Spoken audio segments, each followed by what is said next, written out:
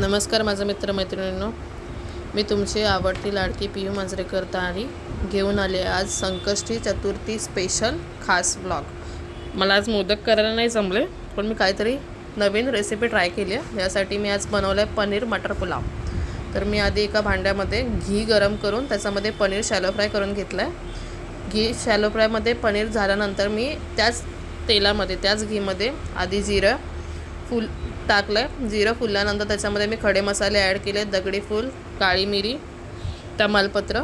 त्याच्यानंतर मी त्यात कांदा, टॅमॅटो, गाजर, शिमला मिरची ह्या सर्व भाज्या परतून घेतल्यात। भाज्या परतून झाल्यानंतर त्याच्यामध्ये मी 1 कप तांदळासाठी 2 कप पाणी घेतलं आहे। पाणी उकळल्यानंतर मी त्यात पनीर आणि भिजवलेला तांदूळ टाकला आहे। तर तुम्ही बघू शकता किती झटपट ही रेसिपी झाली। तुम्हाला माझा व्लॉग कसा वाटला कमेंट करून नक्की सांगा।